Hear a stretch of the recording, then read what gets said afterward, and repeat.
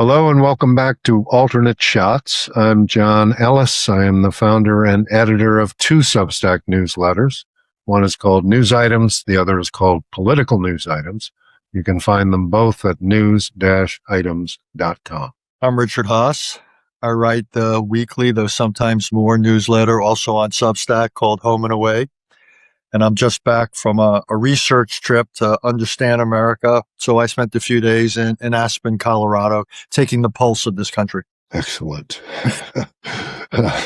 So we enter the 6th month of the Iran war, and most of the people who email me and text me and stuff say, where does Richard think things stand, and where does he think, or what does he think happens next? So that's my question to you. Where do you think things stand, and what do you think happens next?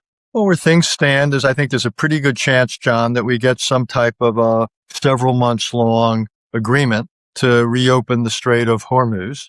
This is not to be confused with a ceasefire. This is not to be confused with peace. This is not to be confused with anything larger or longer lasting. But I think for their own reasons, the United States and Iran both want to have a reopened strait. Iran needs some revenues. The economy remains the Achilles heel of the leadership. United States, obviously, for economic and political reasons, wants the strait open. The idea that ships have to use a channel that goes by Iran to go in and out by Oman going out, to me, is pretty irrelevant. The reality is wars of consequences, and Iran's going to have a larger say over the strait. That was, by the way, explicit in the MOU. So I don't find this a great surprise. We'll have to drop the blockade so long as Iran allows ships to go through more or less unimpeded. They say they won't charge fees or tolls now, but I think that's temporary. At some point, they will. We don't have a lot of options. If we don't like this, what are we going to do? As you and I have talked about, maybe we'll talk about some more. We're running short on munitions. It turns out Iran may be better at absorbing or suffering through the war than we are prosecuting it in some ways, ironically enough. And then the president's, I don't know how many times he's done it, John, the threats of escalation are empty, because if they ever were to get somewhat effective, they would have to take out Iran's energy infrastructure. And the risk and cost of doing that is Iran would take out the energy and water infrastructure of its neighbors. That would be a disaster by any and every measure. So our threats to escalate are essentially empty, and the Iranians have figured that out. So the president, every time he walks that up the hill, he's going to have to walk it down there. So I think he doesn't have much choice but to accept an imperfect deal on the strait, and ultimately to begin negotiations on the nuclear, which, if they quote unquote succeed, will result in an imperfect ceiling on Iranian nuclear activities. And again, you and I have talked about this. The only way over time we can reduce Iranian leverage is by keeping some pressure up through economic sanctions, not being as, shall we say, generous as we were prepared to be in the MOU.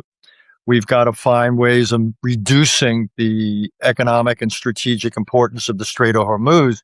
And that means producing all sorts of energy elsewhere, building new pipelines and ports and so forth. And we've got to reduce the Iranian leverage to threaten the neighbors. The only way we can do that is giving them some defense capabilities. But then again, that circles back to the problem that the U.S. defense establishment is, shall we say, is not fit for purpose right now. That we simply cannot produce enough of the systems that are effective and affordable that are needed for contemporary warfare. There's an enormous mismatch between what the Pentagon essentially has contracted for and what the United States and its partners need. And the war has exacerbated it because it's used up these limited systems at a pretty fast clip. And those systems are enormously expensive as well, right? They're enormously expensive, which again is part of the problem. We need large numbers of inexpensive systems. When I was in the Pentagon, I realized it was a long time ago when I worked there. But one of the things I noticed, and it's talked about by others, this is not original, is so much of the cost of a weapon system reflects the last 10% of quality improvement. And what we don't have in the Pentagon is enough of a sense, how would I call it, of good enough systems. Better to have 10 good enough systems that are, say, 90% good than to have one excellent system. Because at some point, quantity overwhelms quality. And the problem is, by the time you get through the services and the contractors and the Congress, all the pressure is to produce these quote unquote, perfect systems, which by the way, tend to be delayed and cost overruns and the rest. So they're not perfect. But again, there's been an enormous bias against the inexpensive and simple. And what's so interesting, John, Ukraine produces what, 6 million drones a year, and they can afford to do it. We're producing drones at the level of thousands, and each one costs, I don't know how many times more. And similar things can be said for other weapon systems. We produce small numbers of expensive platforms. And that, again, is wildly ill-suited for contemporary warfare. It's one of the reasons, by the way, Ukraine has survived. It's one of the reasons that Iran has done as well as it's done. The only good news in all this is it might bode well for Taiwan. And it probably gives Xi Jinping second thoughts when he thinks about the advantages of a large military power. But we really need a transformation, a revolution in our defense establishment. I'm not a great fan of the quote unquote Secretary of War. Some limited things are happening in this direction, in this area, but not nearly enough.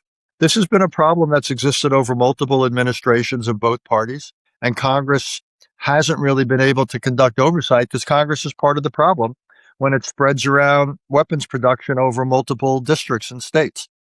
But it's all come a cropper now with the Iran war, because what happens is we can't prosecute this war effectively, and it's made it impossible. The president's walked back his commitment to provide Patriots to Ukraine. And it's not clear if China were to do something against Taiwan anytime soon, what exactly we would be in a position to do ourselves. Let's talk about Ukraine, because President Zelensky has been desperately calling for more air defense because at the moment, Ukraine has none. And we had been talking in past podcasts, others obviously talking about it as well, that Ukraine had sort of turned the tide. But if they don't have air defense, then the tide turns back to Russia's advantage. Is there any realistic way that they're going to get air defense systems that can slow down this recent Russian assault? They've slowed down the traditional assault on land. They can slow down drones, but they can't slow down missiles. They don't have effective anti-missiles. I would think the only thing they could realistically do, and it makes sense if you think about it, would be rather than define or try to mount a defense against incoming missiles, which they can't do, would be to take out the factories. Russia is producing, I don't know, on the order of 100 plus or minus of these ballistic missiles a month. I assume, I don't know, sorry, I'm not an expert on such things, but I would think they're doing it at a limited number of factories because these are large industrial efforts. So whatever it took for Ukraine to target those factories with drones or whatever, I would say ought to be a priority because we have a limited number of Patriots. Our production capability is minimal. So, and the president, this idea of providing Ukraine the ability to produce Patriots under license, even if we went ahead, wouldn't help them for several years. I would think their only real chance reducing the Russian missile threat is it's too hard to get individual missiles. It's not effective, on the launching, whatever the mechanism is. So I would say it's to get the factories to slow down the rate of production. I have a quick question for you, which is, where are you on the Gaza peace plan that was introduced, I think, at the end of last week? And it seems I will keep some of the names. The dodo some bird. of the names quiet here. So that morning, the plan came out the night before, and I had agreed, I think it was just to go on Morning Joe the next morning, as I am known to do once or twice a week. Well, a few hours after I'd agreed to go on Morning Joe, I was asked to go on another broadcast. And they said, would you come on to talk about this agreement? And I said, I can't. I'm already committed to Morning Joe. But I said, but for what it's worth, I wouldn't be quite so breathless about it. The idea that this is ever going to come to pass is, you don't want to bet anything on it. And I said, Hamas still doesn't recognize the Jewish state, has that in common with several American politicians, I guess you could say. But seriously, this problem of disarming, I know about it a little. I was involved in Northern Ireland. So just say Hamas tomorrow said, we're going to give up 100 AK-47s. We'd say, thank you very much, shukran jazilan. And then we'd say, well, what we wouldn't know is whether that was 100%, 50%, or 1% of their inventory. And the idea, so the whole idea of what was called in Northern Ireland decommissioning of weapons is based upon good faith. You can't send inspectors to look under every roof or into every basement. So it's a good faith effort. So the idea that Hamas is going to act in good faith and give up all of its weapons, you got to be kidding.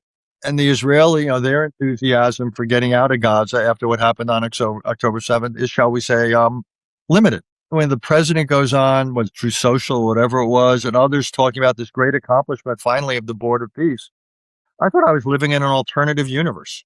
And it reminds me a little bit of all the Lebanon peace plans. And that the only problem is they never include Hezbollah, which has no intention of standing down. I just don't see things moving forward. The only way you're ever going to succeed in Gaza is by, yes, with a security policy, but also by putting forward a viable, credible, attractive political alternative to Hamas, to basically say, Palestinians, we have got a better way of you realizing some of your political aspirations than by backing these thugs and these terrorists. And until the Israelis do that, until we press the Israelis to do that, I don't think there's going to be any progress in Gaza. So sorry to be cynical, but I would call it more realistic. I just think this is going nowhere fast, or maybe nowhere slowly. Speaking of Israel, it was a major issue in the Michigan Democratic Senate primary. AIPAC put in $32 million to defeat the Democratic nominee. They were unsuccessful, obviously. What'd you make of Michigan? I'd like to ask you the same question, because we'll take a step back. I think one of the real consequences and tragedies of the post-October 7th period is the distancing of Israel from the United States, or really the United States from Israel. And we're seeing it for slightly different reasons in the Republican Party and the Democratic Party. But the anti-Zionist Gaza-based fervor in the Democratic Party is profound. The Republican Party, I'm seeing elements of more traditional anti-Semitism that's linked less to Gaza and at times more to the idea that Israel pushed us into or persuaded us into the Iran war. And you see that from Tucker Carlson and others. So I think that's a real tragedy that Israel has alienated a large chunk of the next generation of Americans. It's a question of when, not if, military aid is phased out. But more important, I think that the day's going to come, John, and this really, where I think it's not inconceivable the United States does not support Israel when it comes under pressure, say, in the UN, and there's moves to sanction it. That is not, shall we say, inconceivable anymore, to say the least. And, we'll see what happens with the Israeli elections. But I think people are exaggerating both the possibility that Bibi Netanyahu is no longer prime minister, but even if he is no longer prime minister, the idea that Israel is going to go back and somehow become the Israel of Shimon Peres and Yitzhak Rabin again is highly unlikely. I'm not sure that Israel exists anymore.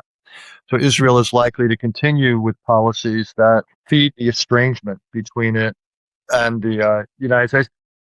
The larger American part of this, I'll tell you about a conversation I had the other day where, it was a Republican, what I would call my version of Republican, a kind of center-right version of a George H.W. Bush 41 kind of Republican, but younger than me.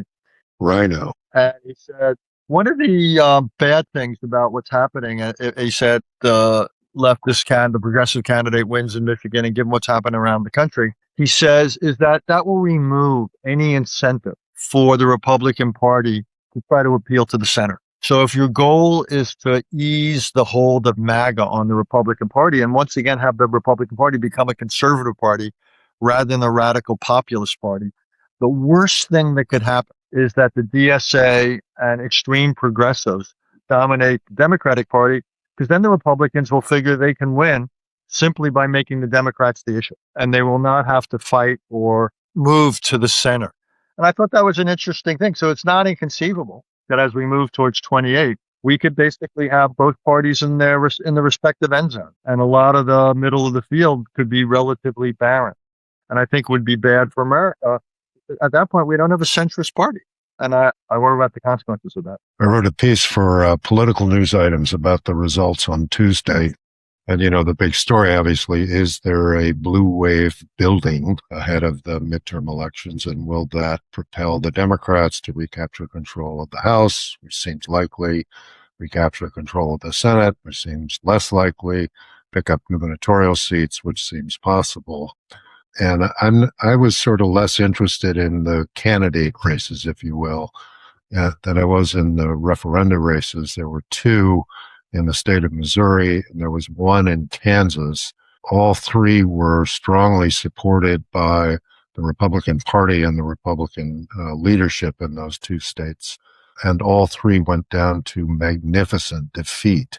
In both of the Missouri cases, the results were 80-20 against the Republican initiatives. And in Kansas, the numbers were 60-40. That's the strongest, and both states obviously are very, very conservative states, and is reminiscent of, there was a right to life referendum put on the ballot in Missouri in 2018. And the expectation was that because Missouri is a very conservative state, that it would pass, that Republicans would get it across the finish line, and that would be, the end of Union strength, I guess, in Missouri. And in the event, the initiative lost 60-40. So right to work was voted down 60-40. And indeed, that turned out to be a harbinger of what happened in November when the Democrats picked up 40 House seats. So we'll see if that pattern, John, just say it repeats does. itself. Just say it does. Let's have a thought experiment here. Just say the Democrats do have narrow majorities in the House, possibly the Senate as well. Is there now enough cohesion or common thinking when it comes to an agenda among Democrats that it's that meaningful? Or could we have splits? Could we have splits there? If you have this ongoing tension within the Democratic Party and you still have a sizable, either near 50% Republican in one or both chambers, what does that really mean? Because you're not going to have and then if Trump vetoes some legislation he doesn't like, there's not going to be nearly enough votes to override it. So what's the answer to the so what thing there? Well, I think this gets to another subject, but the most likely outcome, let's say the Democrats recapture control of the House, it's sort of, the margins don't really matter, because the issue that is going to energize and embolden and strengthen the left is artificial intelligence. So, Medicare for all doesn't sound particularly good if everybody has private health insurance. But if 4 out of the 10 people that work in your office are let go because AI does their jobs, then Medicare for all looks pretty good. Campaigning against power of big tech and big money wouldn't really have cut much mustard 10 years ago. It's a huge issue now. So I think that not so much because of votes in November, but because of the freight train of AI arriving into our politics, with neither party having any policy of any coherence to anticipate the disruption that's coming. The one group that does is the Bernie Sanders left. It's like I'm going to universal. Slightly disagree with you there. The other group that has it, I thought the most interesting political development of the week, pardon me for interrupting, was Governor Abbott in Texas. Governor Abbott. That he basically is doing his best channeling of Kathy Hochul, the governor of New York. There are 2 states that now have put in place pauses on data centers. The idea that Texas would be one of the 2 and the second, that was not on my bingo card. And that, to me, it supports your point. This is like a wildfire, and there's concern over both data centers, what it means for electricity prices and land use. But then I think the larger issue is the one you suggested, which is AI. I was kidding before about Aspen, but I just came from a meeting of economists there. There's an enormous debate among economists about the net effect of AI and to what, yes, it will churn jobs, but the ratio of jobs destroyed for jobs created, there is no consensus whatsoever among economists. And there's also a feeling that AI will lead to fairly high levels of economic growth, and there will be some positive job consequences there. I'm just saying that I was struck by how open the conversation was, and there's not enough data to prove anything yet. And so the idea that AI is going to be net terrible, it might be for selective jobs and selective places and so forth, but it's not clear what the overall effect will be. And I think one of the big issues is going to become then also this question of retraining. How do we prepare our workforce for the churn that has been in place for years in any case because of other technologies, but it'll probably increase because of AI. But I digress. In Abbott's case, opposition to data centers, of which there are a number in Texas. One is in Hood County, which is as red a county as, I think it's 82 or 83% Trump in the 2024 election. There's a revolution in Hood County about a data center going up there. And Abbott's a good politician. He hears the undertones, and he moved accordingly. The thing about AI and jobs, there's an MIT economist whose name I can't pronounce, but he was a Nobel Prize winning economist, and he said AI will create new jobs, but they won't be the same jobs. 100%. And I think what he meant by that is you're going to take workers out of companies that pay for health insurance, that, match your 401k, et cetera, and then push those people will get new jobs, but they'll be in this gig economy where they don't have the matching 401k, they don't have the private health insurance. And that's the real disruption, is not so much the job that they have. It might actually even pay more, but it doesn't come with the infrastructure that enables them to go to the hospital, if they break their arm or something. I don't know, but I was struck by the lack of consensus about the likely impact of AI. Yeah. The other thing is, I just interviewed for the other podcast, Dr. Alan D. Thompson, who is sort of the leading guy for gauging. God, you're two-timing me? Me? All the time, Richard. Twice this week while you weren't looking. Anyway, he was saying that, he's a big AI optimist, and he is, everybody looks to him to sort of judge where AI is and where's it going and stuff. And he was saying that AI is going to bring such enormous benefits in so many different ways that all of the concern about it in the long run is ludicrous, but that the transition from this economy to the AI now enabled economy is going to be disruptive and difficult for a lot of people. And that's where, there's no one in Washington is even talking about policies that address that. It's a great subject. We'll get to it for future conversations too, about the China thing and how China has closed the gap pretty much, not completely, on what you would call frontier AI, the most advanced systems. Where they are way ahead is on taking AI, putting it on open source software, making it relatively inexpensive, and then building it into applications.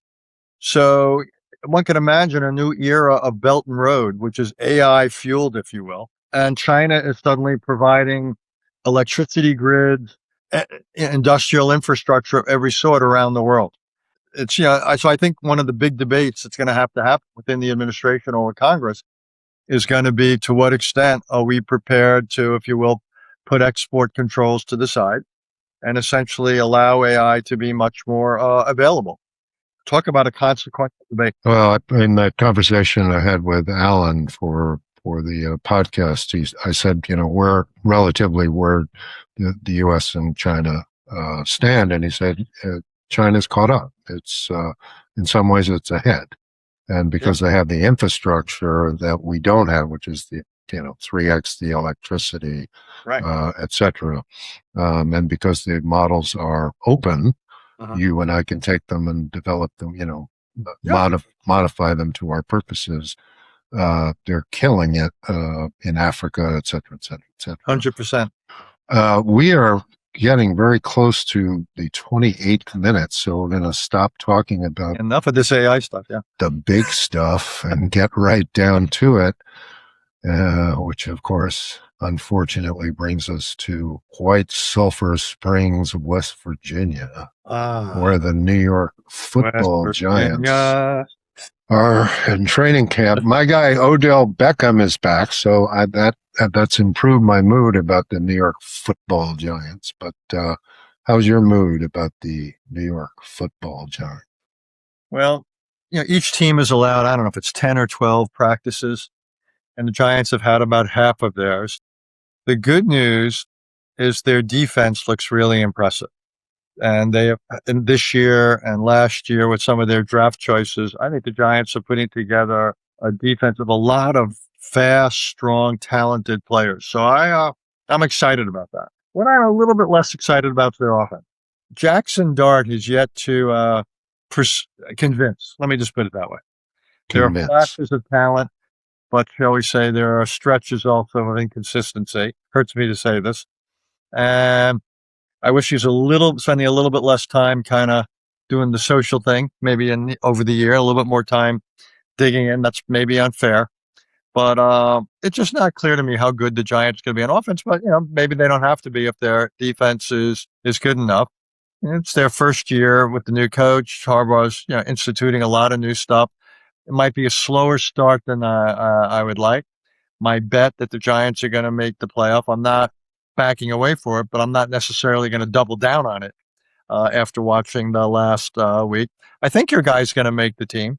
I think Odell Beckham Jr. is going to make the team. It's not a slam dunk, but I think he. Well, the bigger news is that their first draft choice from a year ago, Malik Neighbors, is not being held back for physical injury reasons, so may be available pretty soon in the season. And he's as gifted now as OBJ was a decade ago, and that's an exciting prospect.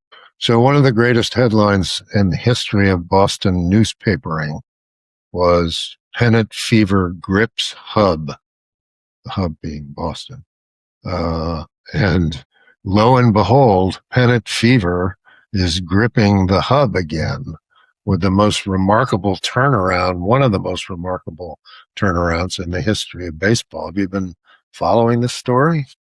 I have no choice because when I do show up at Morning Joe, there's, Barnacle, Barnacle, yeah, right. Joe. I am basically, Willie Geist and I are surrounded by a bunch of Red Sox, fans doesn't come close. Fanatics is a much better. They are just, loyal to a fault. But, and you have the data. You're the Billy Bean of Beantown here. I just thought of that, by the way. I wasn't waiting to introduce There it. you go. It was Billy relatively Bean of spontaneous. Beantown. But the numbers of the Red Sox, they swept the Dodgers the other day in Los Angeles. They are beating everybody. I was told by Lemire that the Dodgers in July had the best month they've ever had in the history of the franchise. But they have won, I don't know, 30 of their last 35 games. It's something on that scale. Yeah, it is that's quite stunning. Yeah. Well, it's exciting because the season's started so badly. The way that people like me follow the Boston Red Sox is by reading the columns of Dan Shaughnessy, who's probably the Globe's best columnist. And his columns in April or May really were not just despondent; they were despondently disgusted.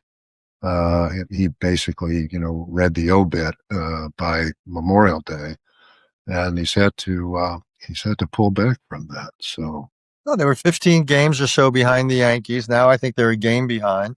Yeah. And again, you look at them on paper, and it's hard to explain how they are doing so well on the field, but they are.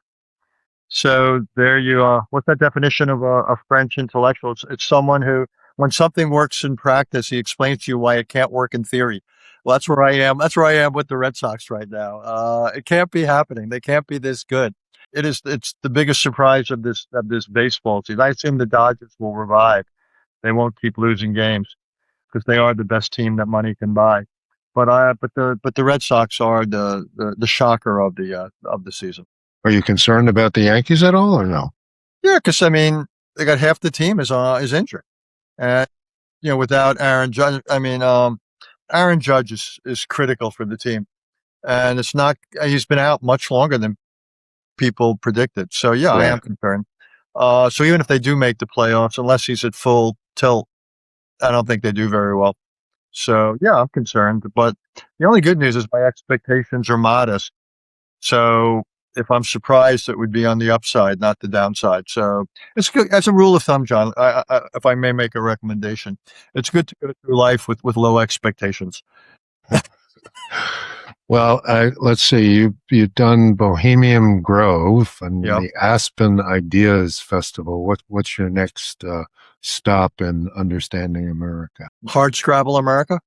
I'm planning to go to Nantucket at the end of the month. So I think it's important. I think it's important to get out of the bubble, John. I really recommend it to you. I mean, enough of this time in whatever fancy town in Connecticut you all live in, and I think it's time to kind of see real America. There you go. Well, You you'll could probably find it see in it. Nantucket. No, actually, now you have to go to Washington, D.C. because you got to have cars speeding down Constitution Avenue in the wake of the cage fight or something on the South Lawn. So that's what I recommend. So anyhow, but I'll let you know what I learn. I will report. I will be vigilant, and I Okay, will report back all that. By having my finger on the pulse of America, I good. will. I will report back all that I learned. I promise. Excellent. All right. That's it for this edition of Alternate Shots. Thank you to our great producer, Dale Eisinger. We'll see you next time. Thanks for listening. Take care, gentlemen.